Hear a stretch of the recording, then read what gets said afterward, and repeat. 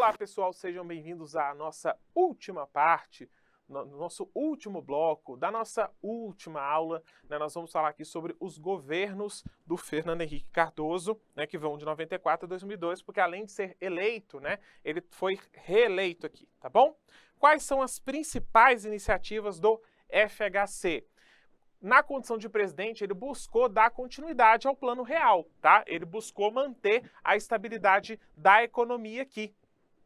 Essa estabilidade ele vai tentar introduzir por meio de uma reforma de Estado, cortando despesas, diminuindo a participação da economia, tá? Ele vai também dar início a uma agenda de privatizações muito intensa aqui, vai privatizar várias empresas como a Eletrobras, a Uzi Minas e a Vale. Inclusive, isso vai gerar atritos muito grandes com o Itamar Franco, que já era governador aqui nesse contexto. Ele vai xingar, vai quase que promover uma guerra contra o governo mesmo, tá bom?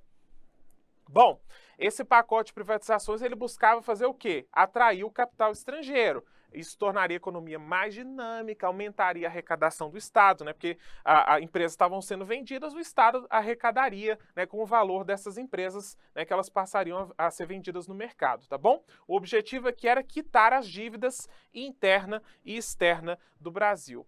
Bom, por essas medidas de privatização e de não intervenção do Estado na economia, o governo FHC foi acusado de neoliberal pelas oposições, tá bom? Então, o neoliberalismo ele é muito associado tanto ao governo Collor quanto ao governo FHC aqui. É interessante observar também que ele mantém uma política de juros muito alta para manter a paridade entre o dólar e o real, para manter, no final das contas, que $1 fosse igual a R$1, era preciso manter uma política de juros bastante elevada aqui no final das contas, certo? As exportações aqui também, acabam diminuindo frente às importações, porque se o juros está muito alto, não é muito interessante você ficar exportando, É mais interessante você importar produtos estrangeiros. Se R$1 vale igual a $1, vamos comprar produto de fora, E aí isso acaba desestimulando a indústria. Se você pode comprar facilmente um produto que vem de fora, a indústria nacional ela acaba sendo desvalorizada. Então, por muitos aqui, para a oposição ao FHC, ele foi acusado de dilapidar o patrimônio público ao privatizar várias empresas, O valor que elas foram vendidas também muitas vezes foi questionado, Dizia-se que foi vendido bem mais abaixo do que valiam de fato. Essa política de juros também que acabou atrapalhando a indústria nacional, também foi condenada aqui em relação ao FHC, e também essa política de cortes de gasto por parte do Estado, Porque no final das contas isso gerou alguns problemas também que a gente vai ver daqui a pouquinho. Olha só, o real, ele manteve popularidade aqui nesse momento, até e além disso também, o FHC fez algumas medidas importantes aqui, como, por exemplo, a aprovação da Lei de Responsabilidade Fiscal, a LRF, que basicamente estabeleceu normas, para garantir a gestão fiscal de União, Estados e municípios. Então, ninguém pode sair gastando aí, município, Estado, União, não pode sair gastando aí do jeito que pensa, não. É preciso ter um teto, É preciso, no final das contas, levar em conta aí os recursos que o Estado tem ou que o município tem, beleza? Então, essa lei foi importante, Lei de Responsabilidade Fiscal. Show? O que mais? O que mais temos aqui? Bom, outro ponto importante também, é, no final das contas, o impacto que essa medida tem. O Plano Real, ele mesmo sendo bastante questionado aqui pela oposição, ele mantém a economia estável. Como ele mantém a economia estável, o governo FHC ele consegue se reeleger aqui nesse contexto. É feita uma emenda na Constituição que permite a reeleição para presidentes, coisa que não existia antes. Inclusive, ele foi acusado depois de comprar apoio de deputados para aprovar essa emenda e tal, mas o fato é que, no final das contas, o FHC consegue se reeleger aqui, é o primeiro presidente da história do Brasil que vai se reeleger, tá certo? Bom, primeiro assim, tirando o Rodrigues Alves, mas o Rodrigues Alves morre, antes de tomar posse, aí não conta, Aí, nesse contexto aqui, no final das contas, o Plano Real, ele promove a estabilidade, mas ele tem alguns efeitos colaterais também, algumas coisas negativas que a gente tem que levar em conta, porque pode cair na sua prova. Exemplo, há um crescimento muito grande aqui da dívida externa e da dívida interna. Por quê? O dólar, né, e o real, eles estão ali mantendo o mesmo valor. Se o dólar e o real valem a mesma coisa, é melhor você investir na indústria nacional ou comprar o produto já de fora? A segunda opção, né? Se o dólar real tá a mesma coisa, vão comprar o produto de fora muito melhor. Então, no final das contas, isso acaba fazendo, né, acaba estimulando, né, que as importações superem as exportações, tá? Os produtos estrangeiros ficam muito baratos e é nesse contexto que surge aí, né, o pessoal começou a chamar de Xing Ling, né? O Brasil começa a ser inundado por produtos estrangeiros, principalmente da China nesse contexto aqui, tá certo? Bom, o que mais? Meus brinquedos era tudo da China aqui nessa época. Temos aqui também o apagão energético, né, de 2001, que foi um efeito, querendo ou não, também da política econômica aqui do FHC. Por quê? Como os juros estavam muito altos, né, o pessoal investia pouco, né, na produção interna, né? E aí o que vai acontecer aqui nesse contexto? Os juros estão muito altos, né? Os investidores estrangeiros era para atrair os investidores estrangeiros, mas no final das contas, quem está aqui dentro e quer investir, né, não vai investir porque fica tudo muito caro, né, para se aplicar. Inclusive a área de infraestrutura aqui nesse contexto, inclusive. Como o Estado começa a enxugar gastos, né, ele também, né, tem dificuldade para manter o seu próprio patrimônio. Inclusive, né, a infraestrutura, né, produtora de energia, ela não é mantida aqui. E aí começamos a viver um perigo no Brasil, né, de viver um apagão energético mesmo, né, de faltar energia para o Brasil, tá?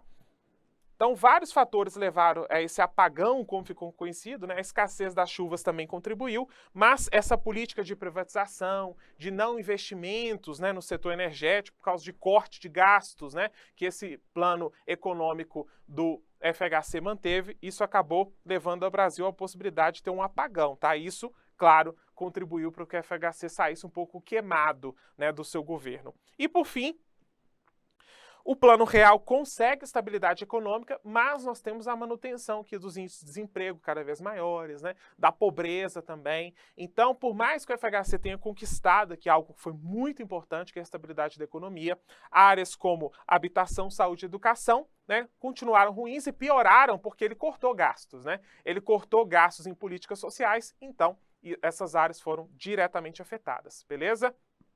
No final das contas, né, como o pessoal o povo, né, sentiu uma piora na qualidade de vida, muita gente começou a apostar no candidato da oposição, que era quem? O Lula, né? O Lula estava tentando a eleição mais uma vez, né?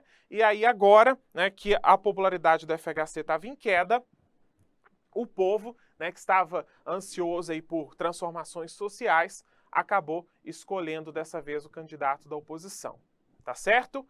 O Lula, no primeiro momento, gerou certa preocupação aí dos setores empresariais, né? O pessoal tinha medo dele ser muito radical, até que ele lançou uma famosa carta aos brasileiros, né? Que ele dizia para não se preocupar, né? Que ele manteria aí as políticas de controle da inflação que o FHC tinha introduzido, né? Para o pessoal não preocupar, que não faria nenhum absurdo de socializar a economia nem nada disso. E outra coisa também que contribuiu para o Lula se tornar mais palatável para o mercado, né?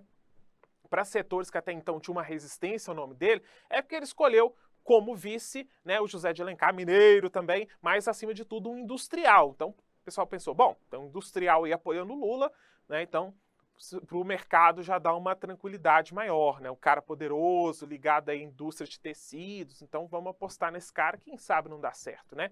E o Lula não tinha mais aquele discurso, né, mais aguerrido, né, principalmente do final do regime militar. Ele é o Lulinha Paz Amor, né, como ele ficou conhecido na época pela mídia, porque até então ele buscou, né, ampliar o leque de alianças, tá? Vamos esquecer que o Lula é líder sindical, então negociar era com ele mesmo, né? Tinha que sentar e negociar com os patrões durante a época do sindicato, ele teve que continuar fazendo isso aqui. Então ele se aproximou de vários grupos políticos, inclusive mais conservadores que ele, para conseguir base de apoio, né, no final das contas. E aí, com isso, ele consegue ser eleito, né, com um voto de 52,8 milhões de brasileiros, tá certo? Então, ele vai suceder o FHC, vencendo o candidato do presidente, o ex-ministro da Saúde, também, que teve uma política muito importante, né? O José Serra, beleza? Bom, pessoal, eu vou encerrar por aqui. Vou encerrar por aqui porque eu acho que, para além dos efeitos do Plano Real, sentidos aqui no governo FHC, eu não acho que vai cair mais nada, tá? Então, o governo Lula, governos Lula, né? Governo Dilma, governo Temer, governo Bolsonaro, né, são muito pouco prováveis de cair na sua prova, até porque são muito recentes, né? Extrapolam aí as bibliografias recomendadas, né, pelos editais, tá certo? Bom, com isso, então, nós encerramos o nosso curso, né? Foi um prazer passarmos aqui esses meses juntos, né? Nos preparando aí para a prova. Agradeço muito a confiança em nosso material e os nossos estudos não acabam por aqui, né? Nós continuamos aí nos encontrando nas salas VIP, né? Em outras novas gravações, né? Eventos. Então, continue se preparando aí com o mesmo esforço, beleza? Porque ainda está longe aí da prova, né? Pelo mesmo momento que eu estou aqui terminando a nossa gravação. Certo? Gente, muito obrigado a todos, né? Continua à disposição aí no fórum de dúvidas, nas redes sociais, tá certo? E continuem os estudos. Agora, nossa parte aqui termina, né? Da parte teórica. Façam revisões, façam resumos para facilitar nas revisões. Continua à disposição para o que você precisar, tá certo? Se a gente não nos falar mais, o que eu acho pouco provável, né? Mas, já me antecipando aqui, eu quero aproveitar para te desejar uma boa prova, né? Eu agradeço realmente a confiança que você teve aqui no material, até porque eu sei, né, que é algo que pode mudar a sua vida. E eu espero muito ter contribuído para que você esteja um pouco mais próximo aí do seu sonho, tá certo? Mas o esforço maior certamente vai vir de você. É isso então, muito obrigado, um abraço a todos, até a próxima. Tchau! Boa prova, não esqueça de me dar notícias. Tchau!